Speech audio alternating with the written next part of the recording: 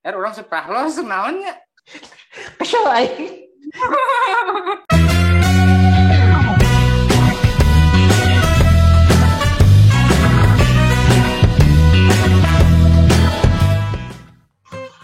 Halo, assalamualaikum warahmatullahi wabarakatuh. Kembali lagi bersama saya Iqbal dalam acara RL Talk.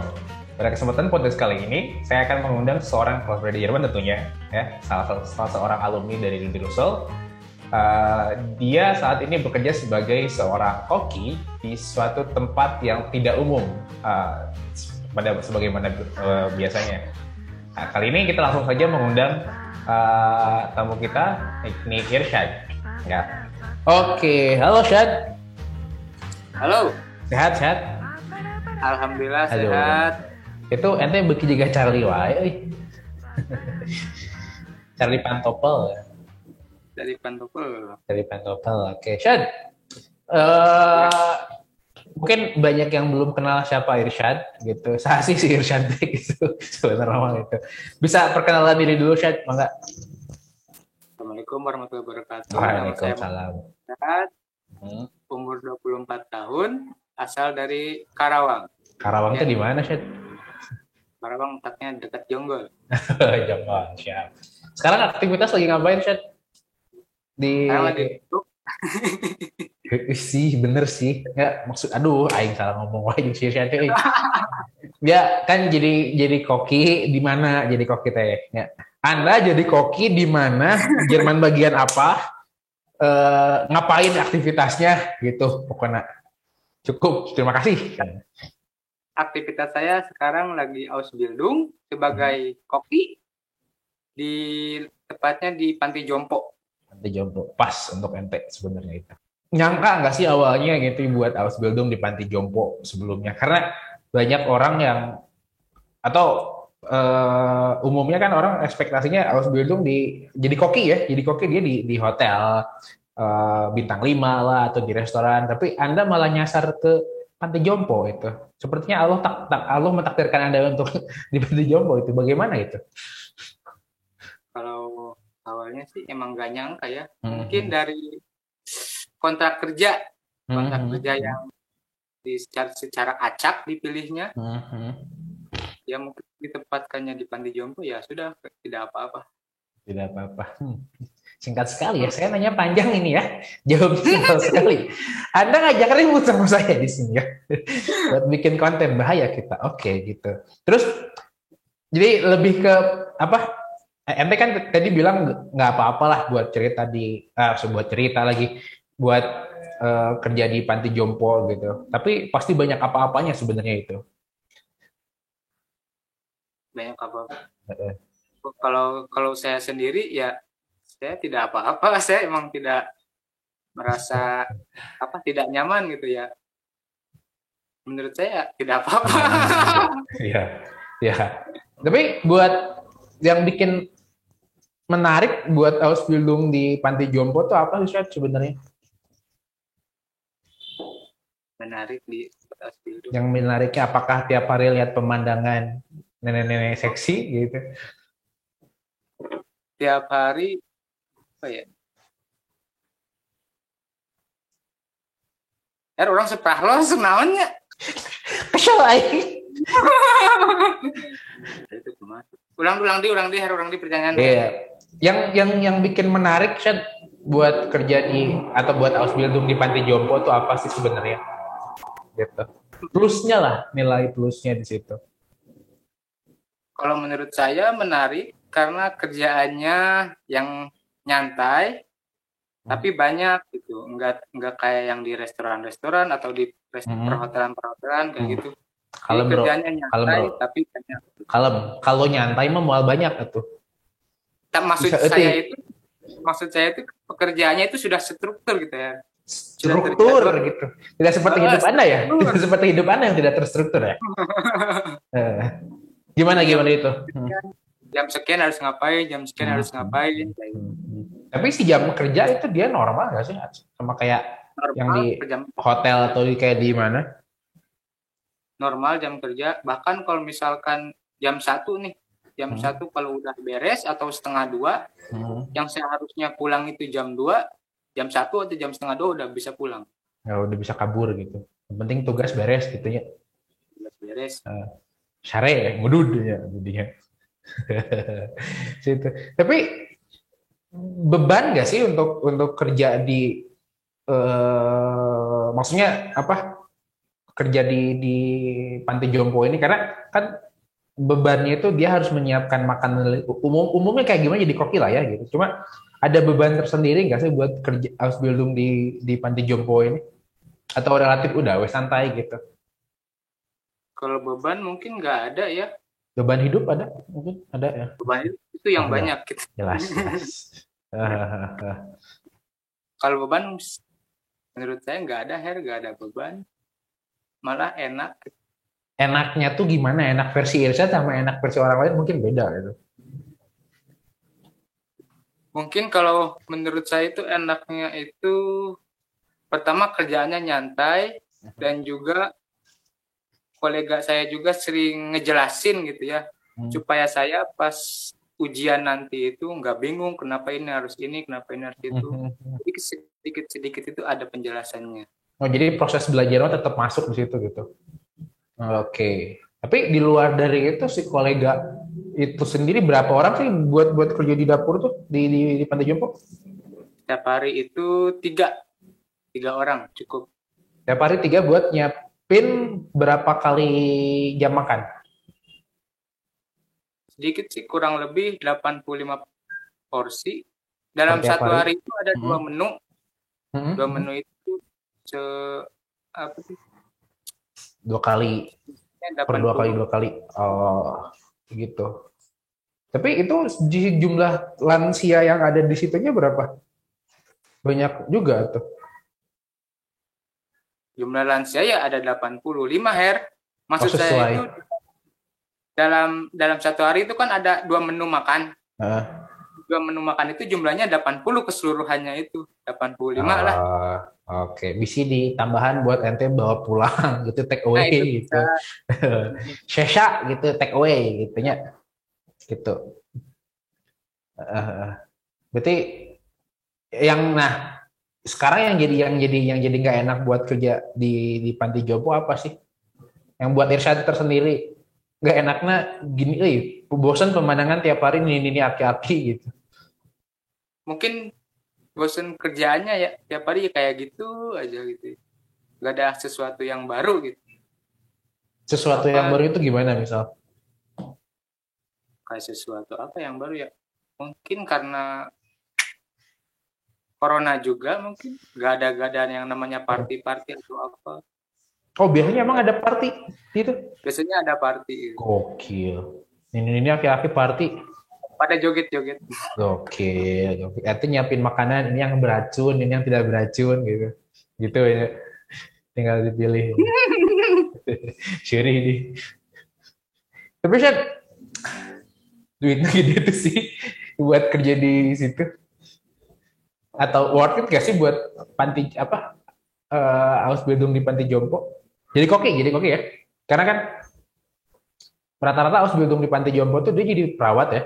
Tapi ini jadi kokinya gitu. Kalau menurut saya enggak sih, worth it aja. Aman ya. Aman. Bahkan ada nilai plus. Plusnya gimana? Kita bahkan jadi apa namanya? Bahkan jadi tahu gitu yang ini kalau misalkan punya punya pantangan ini penyakit ini gak boleh makan ini gitu. Oh, jadi menyesuaikan gitu. Si kakek ini gini, nenek ini gini gitu. Tapi pernah nggak sih ada kasus tertentu gitu yang bikin tim di dapur atau tim juru masak disalahkan dalam tanda kutip gitu? Ada. Gimana tuh? Dulu saya bukan kasus nggak terlalu itu sih, nggak terlalu besar. Mungkin itu dulu itu masak kentang gitu ya, ada kentang. Kentangnya itu cuma enggak kentang biasa kentang. Karbohidratnya kan kentang di sini bukan nasi. Masak kentang itu kentangnya itu kurang mateng. Ada kakek-kakek yang protes. Nah, pas protesnya itu kebetulan ada apa namanya chef yang lebih tinggi gitu, Her. Kepala kokinya itu. Tuh. Udah gitu ya, gampang pisan ini cerita. Terus ente dimarahin di situ dengan kesalahan yang ente buat kayak gitu? Enggak dimarahin mah, cuman apa ya dulu itu ya? Mas ya. Punya pengalaman ente bro, nah jadi nanya orang.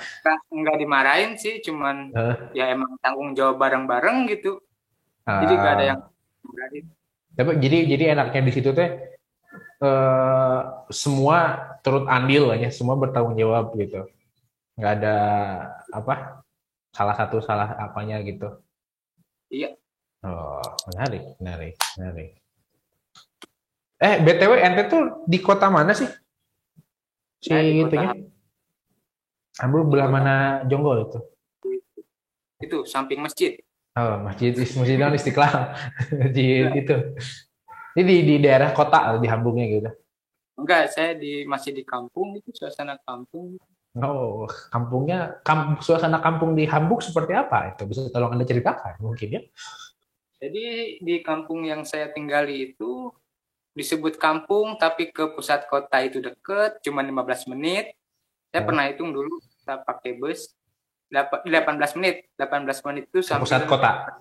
Iya, ke pusat kota. 18 menit itu sambil berhenti di bus halte atau stele. Jauhnya lumayan nanya. Ente mau jogging di situ ke? Sport.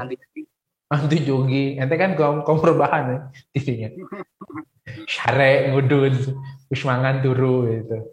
Tapi Syed berarti sekarang tuh udah masuk tahun ke-2.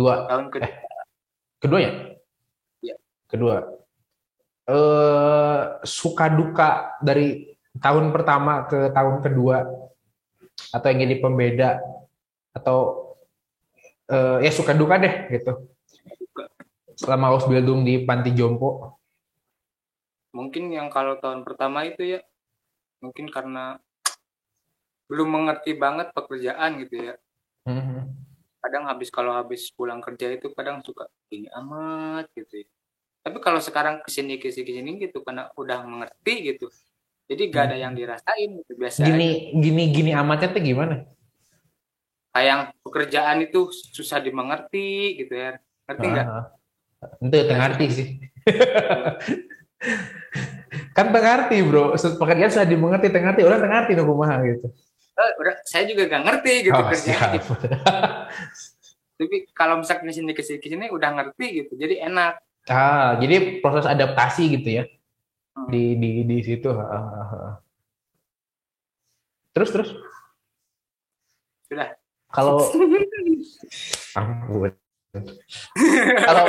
kalau buat si tadi kan si rekan kerja mereka saling nolong gitu buat satu sama lain gitu buat selama ada bentuk maksudnya buat ente bisa berkembang di situ atau orang-orang yang mau Ausbildung di sini di Pantai Jompo ada nggak sih poin untuk bisa berkembang gitu?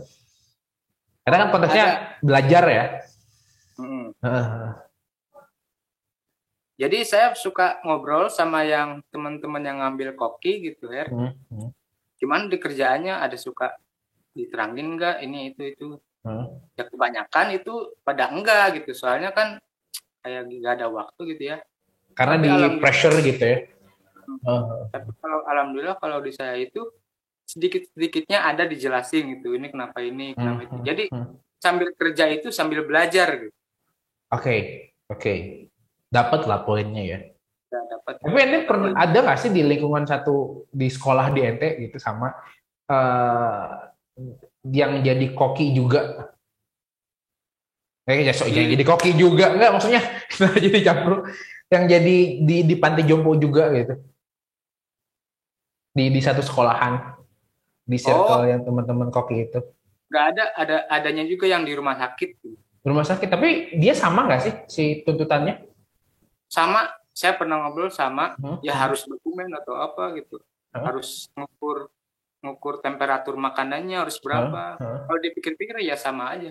Ngatur kadar gizi buat makanannya dan sebagainya gitu. Oh, berarti belajar ilmu kesehatan juga dong maksudnya? Sedikit-sedikit tapi nggak terlalu benar-benar ya. Tapi ente paham.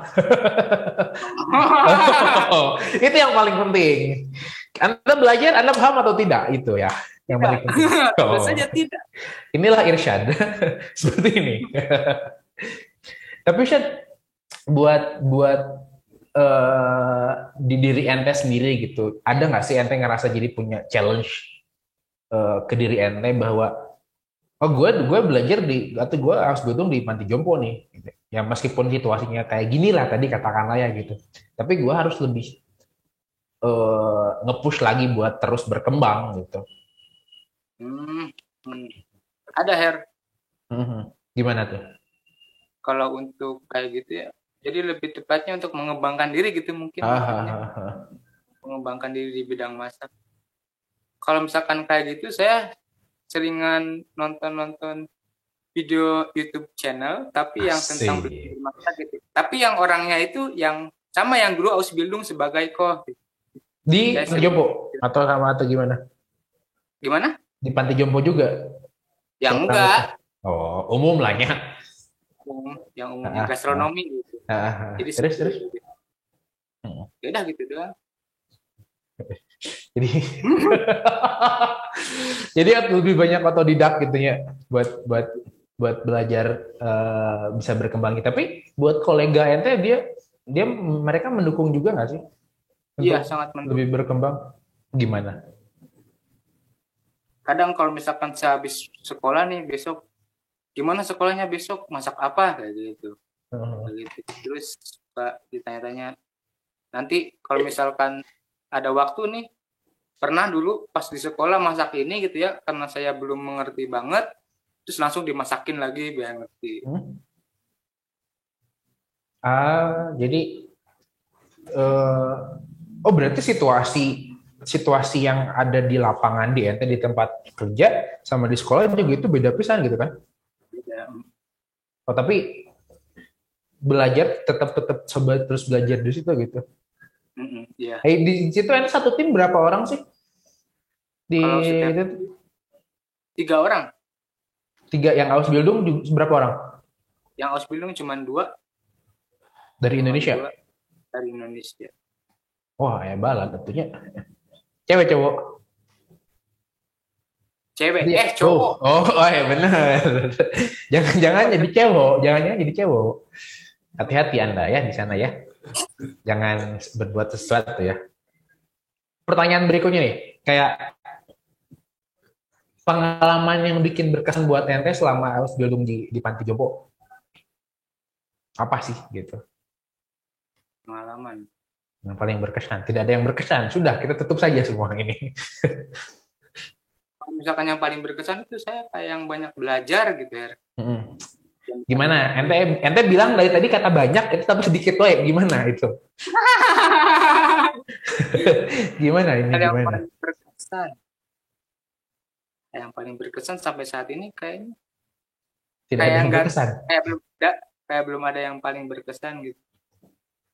Oh, jadi hidup Anda kasihan sekali ya, flat sekali hidup Anda ya.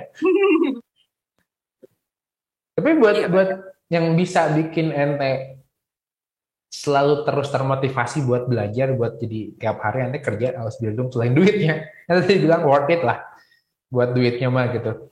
Yang bikin ente ngemotivasi terus buat terus belajar dan ente suka untuk Ausbildung di tempat Panti Jompo, karena kan orang bilang juga Panti Jompo tuh membosankan lain sebagainya gitu ya. Tapi yang bikin tiap harinya seorang Irsyad bangun ngerokok gitu, selain ngerokok sambil mikir gitu ya. Untuk terus selalu gue suka nih Ausbildung di Panti Jompo gitu buat bisa berkembang atau apa gitu, gimana Syed? Harus suka masak kalau menurut saya. Oke, terus? Harus masak. Kalau misalkan harus suka masak dan juga hobi masak gitu ya. Jadi rasa ingin tahunya itu lebih tinggi gitu. Nih kenapa ini harus ini, kenapa harus ini gitu. Jadi masakan ini itu apa aja bahan-bahannya. Jadi masakan ini tupis dari mana, dari asal kota mana, kayak gitu ya.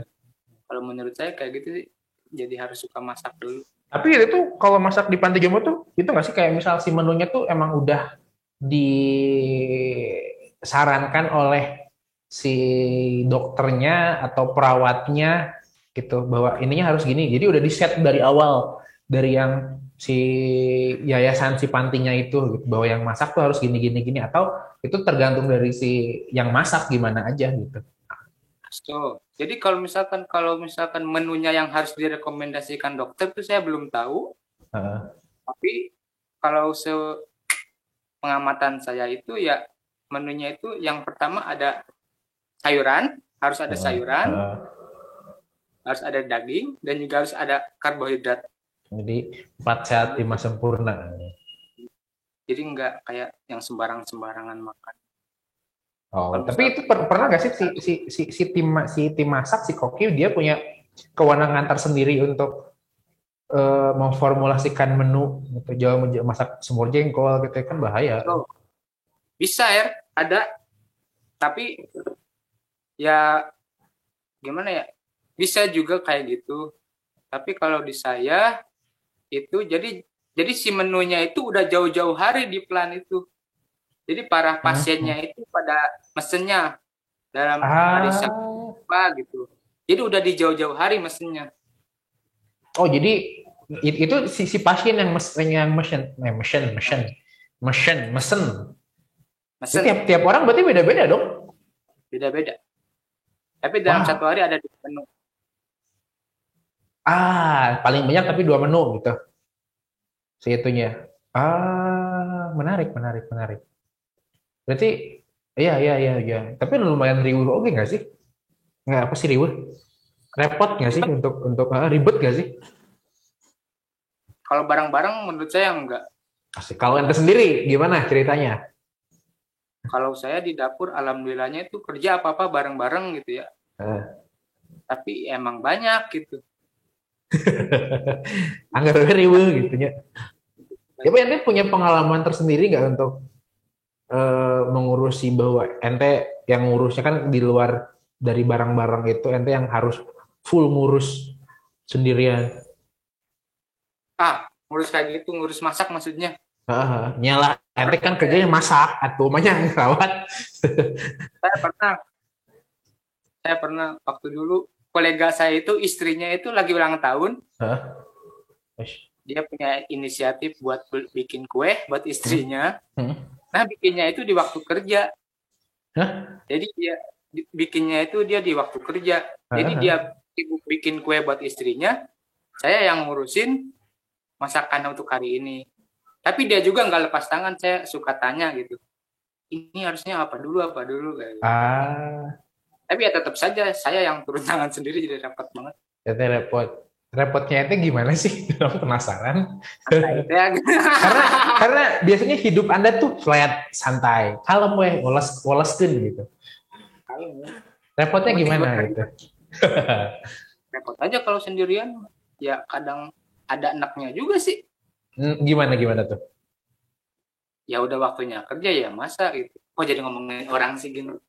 Nggak ngomongin orang. Maksudnya lebih ke yang bikin jadi beban kayak ente. Karena pasti kan kalau sama rekan kerja juga pasti di mana pun ada masalah ya. Yang orang-orang tiap punya pengalaman. Tapi buat dalam konteks di Ausbildung di Panti Jompo ini gimana gitu? Enggak. Repotnya gimana ketika sendirian? Ya repotnya ya ketika nyiapin makanannya itu yang harusnya kerja bareng-bareng gitu ya, tapi dia malah repot bikin kue buat istrinya, itu yang jadi semuanya harus bareng, malah saya doang gitu ya, repot. Jadi tapi sih buat si job desk umumnya dari seorang koki yang di Panti Jompo itu gimana aja sih tahapannya gitu? Job desk itu maksudnya? Job desk tugas kerja. Iya. Atau untuk yang Ausbildung atau yang gimana? Ausbildung lah konteksnya. Makanya ente jadi buat seorang acubi di Panti Jompo. Kalau di saya itu lebih tepatnya bukan pure masak sendiri gitu ya, tapi melainkan kayak yang bantu-bantu. Kalau misalkan masak sendiri juga itu yang gampang-gampang kayak yang sup kayak gitu. Kayak masak Ceplok telur telur kari. gitu. Tapi kalau misalkan masak yang susah-susah nih, masak menu-menu utamanya, saya nggak sendiri gitu. Ada lagi Oh, kolega itu saya. tim gitu langsung. Ya.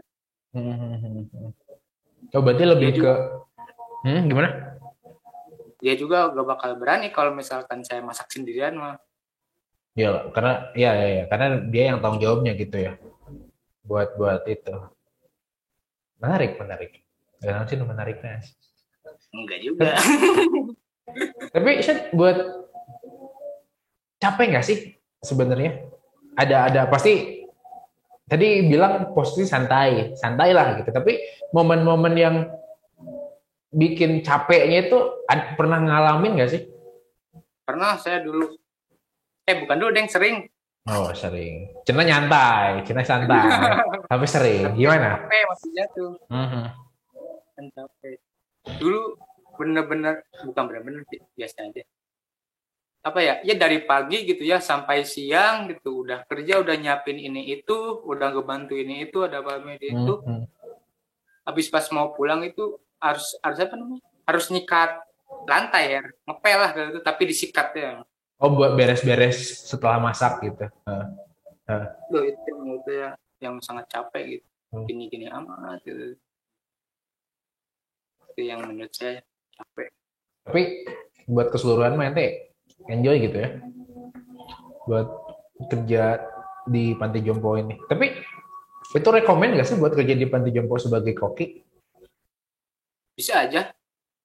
Kenapa bisa aja?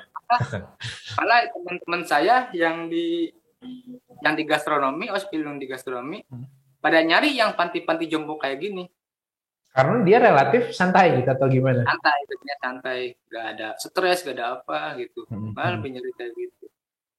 Oh, gitu. Karena orang juga kan banyaknya rata-rata gastronomi lebih ke jadi perawat atau kayak gimana. Tapi di tempat ente juga ada yang jadi perawat kan di situ house buildingnya? Banyak gak sih? Banyak. Tapi Kebetulan. uh, Ya terus lanjutin. sok ada aja silakan lanjutkan. Nggak, maksudnya di house building di tempat ente tuh nama panti jompo itu apa sih? Insanto. Hah? Insanto Seniorun Resident. Oh itu Katolik bisa nih. Katolik kan? Iya. Oh jadi ada yang jadi koki di kalau di dapur ya? Ada yang jadi koki, ada yang jadi perawat pasti. Terus apa lagi? Tahu itu udah dua doang. Oh dua aja gitu. Nggak ada apa namanya Pahman itu hotel Pahman nggak ada. Kayak yang harus Bro di panti jompo mana ada hotel Pahman bro? Apa yang dijadikannya gitu? Berbahaya sekali gitu. Tapi Syed, ente untuk ngebangun interaksi dengan orang tua di sana gitu. Untuk ente kan tadi nyaman lah untuk di situ. Tapi ketika di awal-awal ente di luar ekspektasi ketika untuk Aus Bildung dapetnya di panti jompo gitu. Terus tadi kan tapi ada dalam tahapan-tahapan ente bisa berkembang di situ dan ente bisa berjalan yang bikin ente sampai sekarang ya udah santai gitu. Tapi hal yang bikin ente nggak nyaman ketika dari awal-awal yang bikin saya nggak nyaman. Tahu saya, alhamdulillah nggak ada hal yang bikin nggak nyaman. Mungkin saya juga mikirnya nggak ini itu, nggak saya jalanin aja. Asik. Jadi nggak ada aja yang bikin. Asik, mantap. Menarik. Berarti kayaknya pasti bakal banyak di itu sih, bakal banyak yang enak jadi si Irsyad gitu. Enak jadi si Irsyad gitu. Enaknya. Tapi ada sih nggak sih yang jadi nggak enak jadi seorang Irsyad untuk Aus Bildung di panti jompo atau enak-enak wae? Mungkin sama enak-enak aja sih, tapi ada sedikit, tapi saya nggak permasalahin begitu besar. Apa tuh apa? Kayak yang orang tua itu kan emang lumayan ribet gitu ya. Ya. Kayak yang lumayan ribet gitu. Tapi saya nggak nggak permasalahan lebih besar, saya Tapi ini pernah dapat perlakuan rasis nggak dari orang tua? Alhamdulillah nggak pernah. Bahkan saya kalau misalkan saya sering gitu ya, ada kakek-kakek gitu, kalau misalkan saya habis beres-beres gitu, dia itu kayak yang pengen megang-megang tangan saya gitu ya. Oh. Wah, saya kenodai nih. Aduh. Seleranya Irsyad disukai kakek-kakek ya? Ya, Menarik. kakek-kakek gitu. Seenggaknya ada kemajuan, bro. Itu bule, bro. Itu bule loh. Itu bule. Di situ. Buat ente nanti rencana ada lanjut lagi nggak sih untuk setelah ente Ausbildung nih? Rencananya nanti ngapain? Apakah udah nanti Ausbildung lanjut jadi kerja profesional di balik lagi di Pantai Jombo biar santuy? Atau ente pengen nge-challenge diri ente sendiri? Ada, saya juga pernah mikir kayak gitu. Setelah Ausbildung itu mau nyari tempat yang lain gitu ya. Mau biar merasakan gimana sih rasanya kerja di restoran atau di hotel gitu ya. Tapi kalau saya pikir-pikir lagi, saya enggak lah. Saya pengen lanjut kerja, tapi ya di sini aja. Di Pantai Jombo. Tapi tempat ente itu tiap tahunnya nerima Ausbildung buat itu nggak sih? Buat koki? So, kalau misalkan koki buat asonya ketiga sih, asonya ketiga orang Jerman sih. Aso, silakan lanjut aso. Kalau menurut saya enggak sih ya. Soalnya dari tahun kemarin juga cuma saya berdua. Tapi kalau misalkan buat plegenya itu emang benar-benar butuh. Kalau buat plegenya. Plege mah selalu menerima, tapi kalau di dapur enggak gitu. Menerima, selalu butuh. Tapi kalau misalkan buat yang koki atau apa, kayaknya enggak. Ya. Berarti change ente untuk lanjut bekerja di situ juga lebih tinggi dong? Bisa juga. Tapi itu udah apa ente juga maksudnya tempat tinggalnya stay juga di daerah Pantai Jompo, di kawasan Pantai Jomponya itu atau di mana? Iya, nggak jauh dari tempat kerja, sekitaran 5 menit lah. 5 menit jalan 3 menit naik sepeda. Oh. Kalau jalan kaki 10. Dekat segitu. Kalem. 5 menit dari tempat kerja, pakai sepeda 3 menit, 10 menit, jalan kaki gimana? 10 menit kalau jalan kaki, kalau pakai sepeda 3 menit. Yang 5 menit tadi apa? Yang 5 menit tadi apa? Itu pertanyaannya ya. Oh lumayan itulah ya. Nggak enak artinya. Jalan-jalan atau tong dia mulai di Hamburg, kulilingan Jerman atau bisa. Tong itu aja. Buat si bahasa jadi problem gak sih? Kebanyakan kita buat komunikasi dengan semua penduduk. Kalau bahasa tentu saja itu hal yang paling utama menurut saya. Kan komunikasi ya, apalagi kalau misalkan komunikasi sama kakek-kakek itu rada sedikit. Yang tadi ente bilang ribet kan? Salah pendengaran gitu, mungkin apa? Pakai bahasa Jerman deh. Pakai bahasa Jerman lagi. Ya mungkin sangat-sangat penting. Dan juga saya juga punya masalah di dalam bahasa itu. Gimana masalahnya ya? Silahkan Anda ceritakan. Masalah ya karena mungkin kayak miskomunikasi atau apa gitu ya.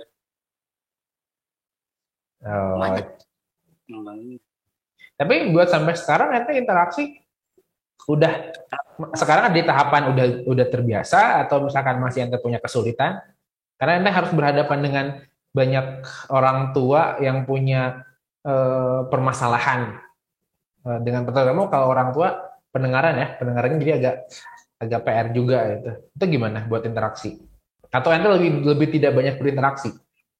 Kalau interaksi kalau menurut saya sekarang alhamdulillah baik, lebih baik dibandingkan yang dulu karena mungkin udah terbiasa ngedenger gitu ya apa. Kalau misalkan yang dulu itu bener-bener nggak ngerti banget ya, bener-bener mau apa gitu. Tapi kalau sekarang alhamdulillah aman. Tapi pernah nggak sih ente punya trouble awal gitu, masalah awal dengan bahasa, ente harus interaksi di hadapan dengan kakek nenek Jadi yang bikin, gimana ini, gimana gitu? Kalau dulu saya pas waktu pertama datang ke apa namanya, ke Panti Jompo ini ya, saya kan dijemput dari Banhop itu, terus langsung dibawa ke rumah, habis ke rumah itu ke tempat kerja, dikenalin gitu ya, ini yang mau Osbildung gitu. Pas itu tuh, kalau misalkan si yang ngejemput saya ngomong sama saya itu, saya masih bisa sedikit ngerti gitu ya. Tapi kalau pas misalkan ngomong sama orang Jermannya lagi, pas dia itu ngobrol, tapi di sampingnya itu ada saya. Pas itu saya dengar itu ada kata Essen, kata makan aja. Saya dengan pedenya, maaf, terima kasih, saya sudah makan di rumah, kata saya. Ternyata bukan mau apa? Makan, mau nawarin makan. Gitu, langsung patah-patah gitu, mau apa gitu. Mungkin pengalaman malu sampai sekarang masih malu. Tapi seorang Muslim nggak akan punya malu, santai. Alhamdulillah, tapi kalau Anda punya malu ya, seperti itu. Tapi untuk ente membiasakan diri gitu dengan ada pada di lingkungan panti jompo, itu apa sih tipsnya yang ente, mungkin nanti kalau misalkan ada yang Ausbildung di panti jompo gitu, dia masih pelangap-pelongok ketika awal, tapi ente bisa ngasih tips nih yang harus kamu lakukan gitu. Tipsnya cuek aja. Cueknya gimana? Tipsnya cuek, terus sama apa ya maksudnya?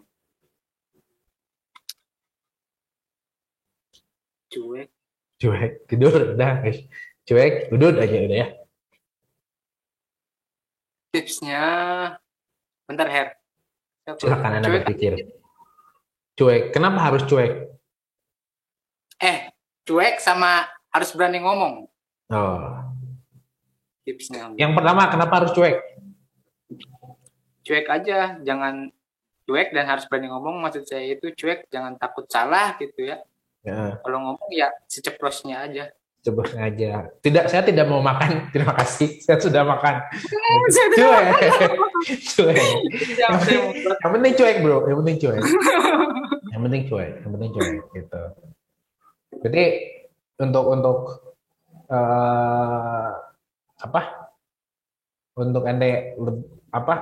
orang yang mau berkembang di sini juga bisa gitu, di panti jompo juga aman gitu ya. Terutama berkembang diri karena makan noi kerjaan, enggak sih? Syad, mau tips-tips terakhir gitu.